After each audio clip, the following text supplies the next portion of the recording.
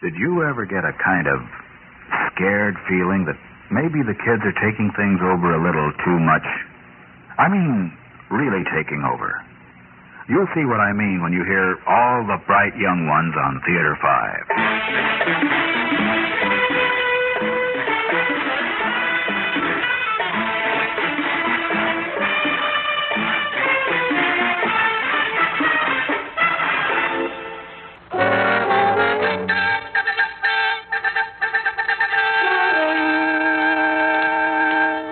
Morning, Mr. Owen.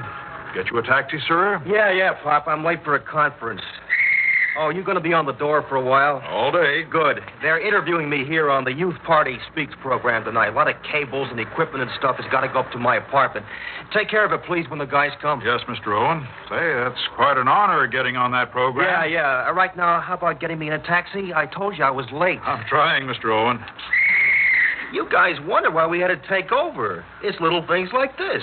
You get on in years, you don't shape up. And 41 to you is getting on in years? The law says, and I figure it's logical. That anybody reaching 41 automatically becomes a senior citizen. Sure. Simplest way to clear out the dead wood. Now, am I going to have to get my own taxi? Well, you can see for yourself. There hasn't been a single one in sight. Sir. Okay, so I hike it. But it's a lousy situation, and I'm going to speak to the mayor today. Well, aren't you fortunate, little boy? Walk in and tell the mayor, just like that. You say something? I suppose you want a tip for nothing. No, sir. Well, don't forget to take care of that TV setup. You needn't worry, sir. I won't forget.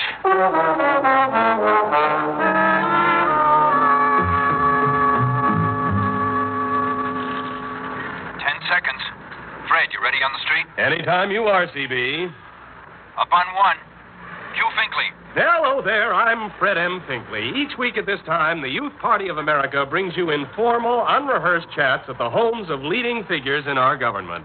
Tonight, I'm standing outside 121 Park Mews. That's the exterior of the building you are seeing on your home screen.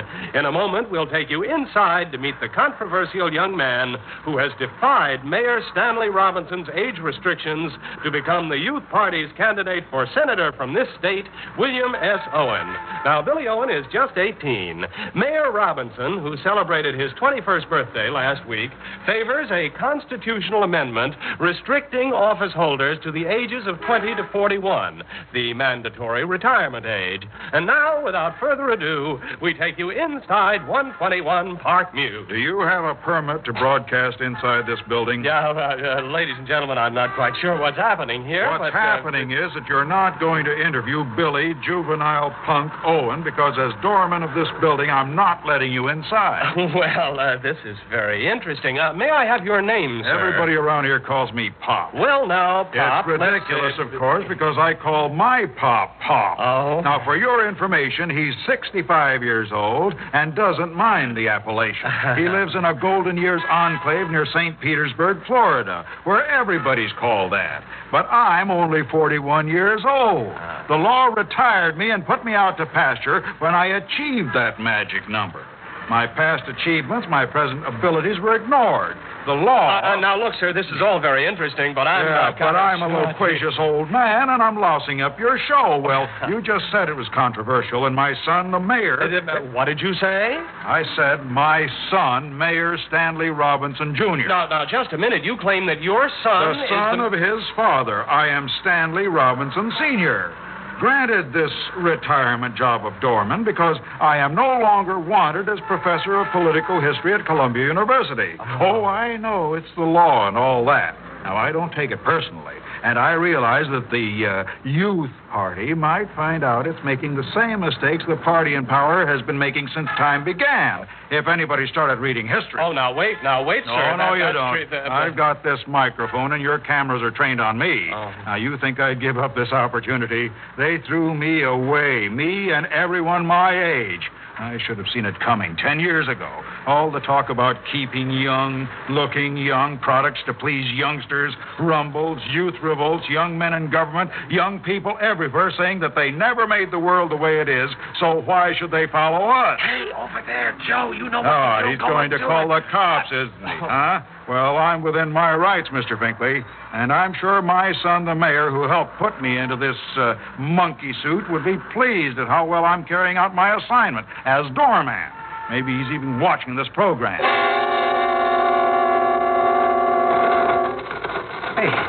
Hey, what's happening? Why does this lousy set have to start kicking up now? Oh, there, it's okay. I now. hope my son is watching, so he can see that our generation knows how to fulfill a duty, even though we've been forced into slavery by the cult of youth. Oh, he's back on that tack again. Why doesn't somebody get him out of camera range? Do you realize what he's doing to me? Look, the cops have arrived. Okay, Pop. You had your say. Come along. I'm only doing my duty, officer. Disturbing the peace, seditious statements, inciting to riot. Good. Throw the book at him. Oh, no, wait a minute. If my son, the mayor, sees you on television arresting me... Maybe you don't know that Mayor Robinson has a reputation with us on the force. He's so honest, he'd arrest his own grandmother. Hey, how do you like that, Barb? Officer, I haven't done anything wrong. Tell it to the judge, old man. Come along. I won't. Now, listen, let go. You can't do this. Stan, you've got to do something. They're taking him off to jail. Okay, I'll turn it off. Oh, darling, that's your father. Where does he come off opening his big mouth like that? Why, it could kill me politically. And right now, with that little jerk Billy Owen trying his worst to undermine me, I can't... darling, you're not thinking very straight. I suppose you want me to rush down to the tombs and throw my arms around him. Well, I think he's kind of sweet. Sweet? He's a shark doing this to me. I don't think he intended to hurt you. He was only trying to get your attention. Well, he sure managed to do that. Well, what are you going to do, Stan? How are we going to help him? I happen to be your husband. You think it's important to consider how to help me? Of course, darling. Then realize I can't go down and bail Dad out and risk publicity. They'll say I'm selling to the old people. We've got to do something to keep his mouth shut, stop him from telling who he is. Maybe if I went down and talked to him. Huh? Yeah, let me think now. If you went, it wouldn't look as though we were abandoning him, And I could bail him out, and you could quietly fix the charges against him. That's it. We put him in a hotel somewhere, and he gets lost until everybody's forgotten the incident. Do you think you could talk him into keeping his mouth shut? Well, I don't know, darling, but I'll try.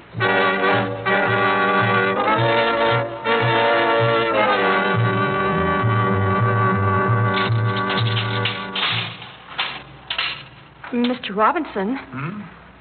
Well, what have we here?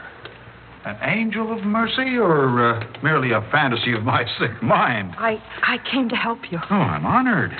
And surprised that they'd let anyone like you in this dismal dungeon. I'm here to bail you out. Oh, well, then you are an angel of mercy. Why? I'm your daughter-in-law, Mr. Robinson. You? We saw what happened to you on that television show. Oh, thank the Lord.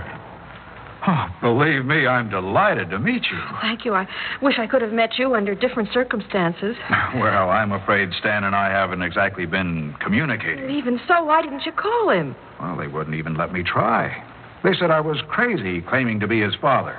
And you haven't talked to any reporters? Well, there's a crowd of them out there, I hear, but they haven't been allowed in. Oh, good. You know, you put Stan in a very tough spot with what you did. My son hasn't exactly shown me many courtesies. I know how you must feel, but don't you see, if he should be soft in your case, it would be going against the whole platform of the whole... Well, I'm sure simple humanity is definitely not one of the planks. Oh, Mr. Robinson. All right, now, it's strange to be called that. I've gotten so accustomed to pop. It doesn't seem dignified to me somehow. Whatever became of the dignity of seniority. You know, I believe I like you, daughter-in-law. I wish there were some way we could reach across the generations and be friends. I don't know why we can't. But the first thing I have to do is get you out of here. Bully. And then find you a place to live. I already have a place to live. Oh, you can't stay there now. You'd be recognized after tonight. There can't be any more publicity. Stan might lose the next election. Well, even now we think Billy Owen might use what you did against Stan. I see. I heard him, didn't I? I'm afraid so. Well, I'm sorry for that, Barbara, but surely you don't expect me to hide out for the rest of my life on his account. Wait, I've got an idea. There's some lovely new senior citizens' villages where you could go and they wouldn't know you. You could relax. Just do as you please. Do as I please. Doing as I please is living my life, doing the work I spent my youth learning how to do. It isn't being a vegetable nodding away in an old people's ghetto. But wouldn't you rather do that than hide away in some hotel room? It isn't much of a choice, is it? Oh, you are a lovely, fresh, intelligent young lady with all the promise of life. But one day, you'll reach the age of 41. You'll still have your beauty, but you will have committed the sin of being older than all the bright young ones. I wonder how you'll feel then. Well, I mean, well, if I ever get to be that old, I'll commit suicide. Oh, the classic cry of the young. All right, it's obvious that sympathetic as you wish to be, we do not communicate either. What do you have me do? Well, if you stop claiming to be Stan's father, he'll have the charges against you dismissed. I see. Oh, I see it all now. Okay, you win. I have only one condition. What is that? That I choose the location for my hideout. An apartment at 121 Park Mews. That I live there as a tenant, even though I may not be using the services of a doorman. Oh, gee, I don't know. I don't know whether Stan would go for that, but... Gee, I don't see why not. Pop?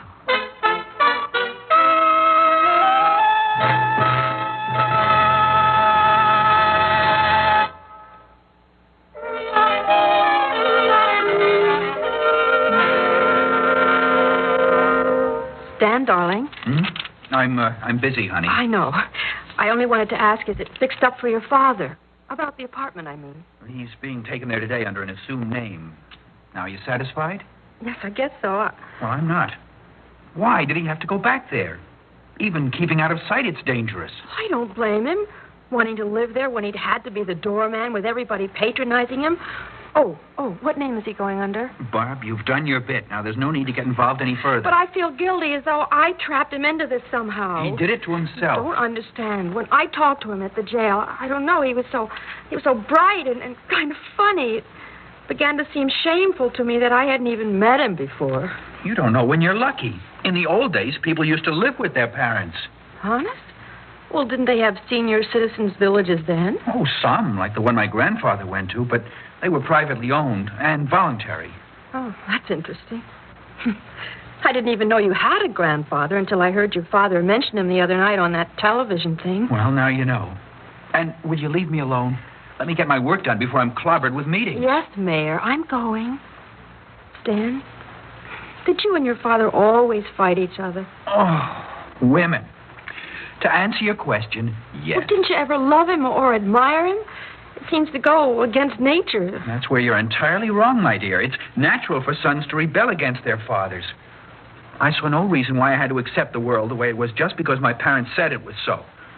And the others, like me, have proved, we young ones, that we can run things better without them. It's a crowded planet. Why should we let the ones who've lived their lives deprive us of our chance? Easy, dear. This is Barb, remember? You're not making a political speech. But you keep spilling into sentimentality. I don't like it. As my wife, you've got a position to hold. I know, but I keep thinking about your father. If he weren't my father, would you give him a second thought? Oh, I'm not sure. It's a very interesting question. I really don't know. Well, then let me tell you. You wouldn't. But he is your father. Oh, would you quit putting me on and get out of here? Yes, Your Honor.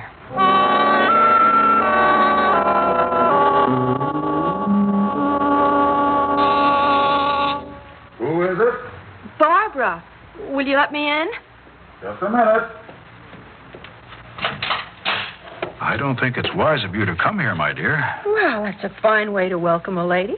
Well, it's what we've come to, but of course I'm delighted to see you. Did you meet anyone coming in? No. Oh, it must be awful to have to stay inside here all the time alone. It looks comfortable. But... Oh, it's comfortable enough. Luxurious, really, but, well, now I'm here. I wish I were back being Norman. I was doing something, at least. Well, you've got something to do now. I brought you some books. I didn't know whether you had anything to read. Since they won't let you have a phone, I couldn't call to find out. Oh, you're very kind. Well, I wasn't sure what you'd like, but here's the Sea Around Us. Oh, that's appropriate. What else? Oh, the Golden Bough. Now, how would anyone of your generation know about that? We're not necessarily stupid, you know, even if you think we are heartless. I apologize. Oh, you did bring the Bible. And Shakespeare. I guess I'm brainwashed after all. You're marvelous. Pop. Yes? How long are you going to be able to take hiding out like this? I don't know. How long do you think I'm going to have to? I don't know. There's no telling. Oh, Pop, there's one thing I simply can't justify about the administration. I even worry about it in Stan. They forget that people are human with human feelings.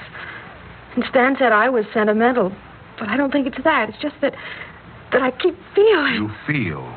That's the important thing. But what shall I do?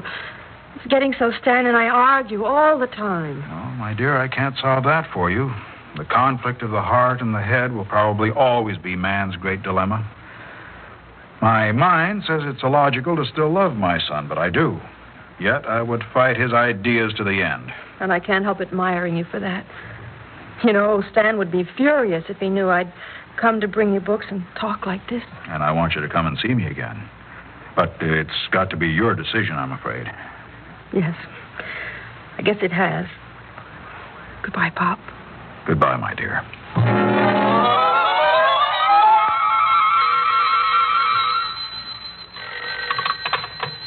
Mrs. Robinson speaking. Barbara, it's Pop. I've got to see you. Pop, what is it? Where are you? I slipped out of the building. I'm in a phone booth, and I must talk to you right away. It's very important. Well, all right. I'll meet you. Where? Come to the tavern, corner of Park Mews. I'll be in the back booth. Okay, I'll be right there.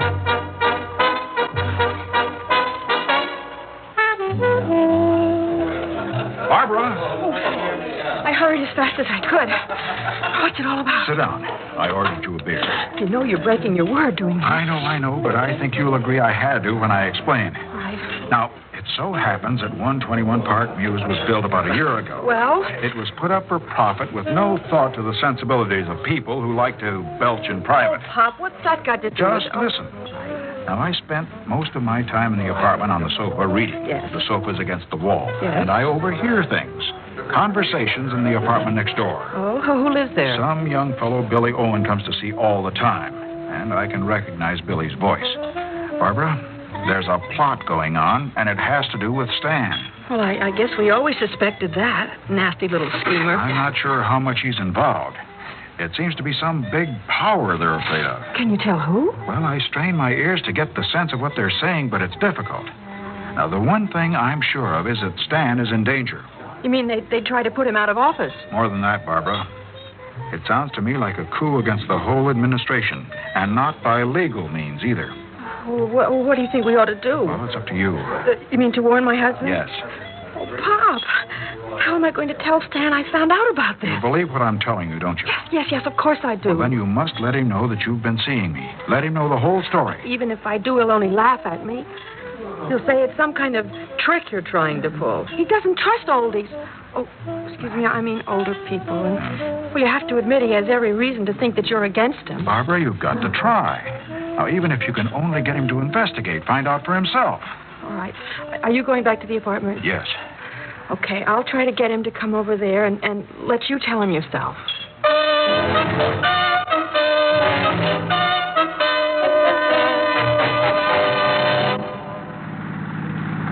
I still think he's putting me on. Honey, if there's even a grain of truth in his story, it's worth checking. Okay, so I'm going over and check. But, Sugar Plum, if it turns out there's nothing in it... What do you do? You're going to hear from me, and good. Oh, Stan, listen to me. Your father loves you. He sold you such a bill of goods that... Oh, wait, here we are. Driver, stop at 121. Stan! Look at the doorman. It's Pop. What's he doing in that uniform? Oh, that tears it. Your Honor, Mr. Mayor, will you wait in the car a moment, please? I will not. Please, wait there. Don't step out in the open. Their snipers will get you. What snipers? Billy Owen's teenagers? No, not them. The others. They're coming from Florida, from out west, from all over. Dad, what happened? Pull him in the car, quick. Yeah. Get him in. Yeah. Son, it's all right. I'm glad it was me. I was afraid you'd walk into their line of fire. Hurry, close the door. Pop, are you all right? It's all right. Driver, get us away from here, fast. Dad, try to tell me. What did you say about Florida and the others? I couldn't warn you, but there's going to be a revolution. The old people have organized a secret army. The old people? Your grandfather, Stan. And all the others who were forced into retirement in Florida and all over. They've risen up against the Youth Party and Billy Owen's teenagers, all of you. The old people? I don't understand. No, neither do I, Barbara. All this time I thought my pop and the others were perfectly happy, living down there in their senior citizen towns. Why, he had nothing to worry about. Why would he want to start trouble? An old man like that.